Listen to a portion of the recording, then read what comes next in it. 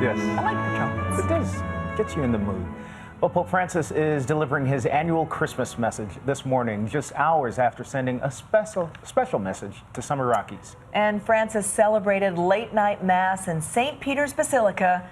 That followed a call to those Iraqi Christians in a refugee camp who he told to stay strong despite their dire circumstances.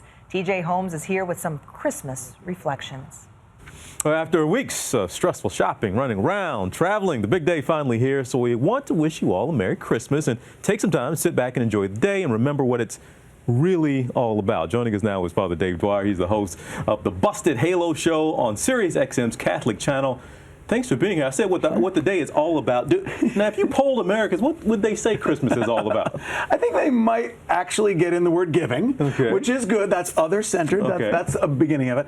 I don't tend to jump on the whole war on Christmas thing. And yes, there's plenty of commercialism and all that, but it also, I've been humming Christmas carols and seeing people giving. I mean, it's a time of year that people are giving in service and giving in charitable dollars.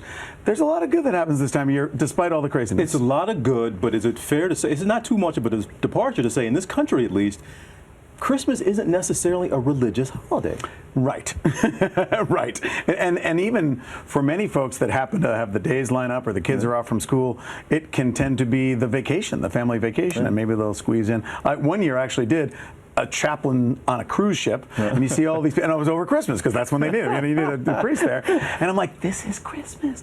So you're right that it does. I think so many people, even if they just think about it this one time a year. I mean, the business that I'm in, I love it when people show up one time a year because then I think it puts it on us, and I say, this is our time to get them back. This is your Super Bowl. This is a good. This is an opportunity for you to do what? I would say, honestly, it puts it in our court. That this, for us as church, whether it's my Catholic church or any other church, that we know for a fact that there's going to be people in our pews on this one day that are not there the rest of the year. So we could sit back on our laurels and say, well, they should really come to us. Or we can say, I'm going to make this so worthwhile that you're going to want to come back next week. That's what I think it does for me. Pope Francis. Now, we talked about this as the Super Bowl and the chance to shine, but he is a year-round kind of champion that you kind of have out there. And some of the folks you might try to reach around Christmas time, he's reaching them year-round. How big of a deal has he been for the church? He's the Peyton Manning right now of the Catholic Church. I mean, he is taking care of it. I think that one of the biggest impacts that he has is that he just seems so real and so genuine and a lot more like what people might imagine Jesus would do. I remember when I was growing up, we had those little bracelets that said, what would Jesus do? And when we look at Pope Francis, we see him actually wanting to be with the poor and kind of eschew a lot of the trappings of office, whether it's because he's a head of state or that the papacy is kind of modeled after a monarchy. He wants to just leave all that behind and be with the people. He seems happiest, honestly, not even when he's up there celebrating Mass, but when he's down there with the people in St. Peter's Square, kissing them on the forehead. And I believe that is what Jesus was like. That's what he was doing. Last thing here, there's been a lot of, and there's always tension in some way or another around this country, around the world, whether it's in politics, frankly, in physical war, and just wars of words being tossed around. And most recently, we've seen the demonstrations in the streets, and there's just been a tension, and it seems this side against that side in so many ways. Give us some words of encouragement to go forward in terms of finding peace with each other, and just, I don't know, something encouraging you can give us looking into 2015 as we try to heal in a lot of ways.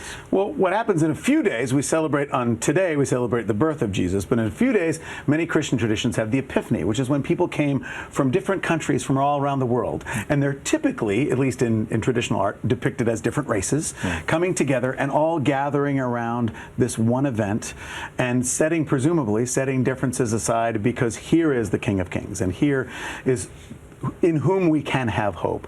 So I believe this time of year is about us coming together as humanity because this is what happened. God became human for all the human race. So in the body of the baby Jesus, but for all of humanity, God deigned to give us the divinity.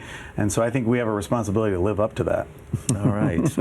Dave Dwyer, good words going into 2015. Good to see you. Thank you so much. Again, this is Father Dave Dwyer from the Busted Halo Show. Love that name, by the way. You can hear him Monday through Friday, 7 p.m. to 10 o'clock Eastern. I got that right? That's right. All right. Sirius XM Channel 129. Stay with us here. You're watching World News Now.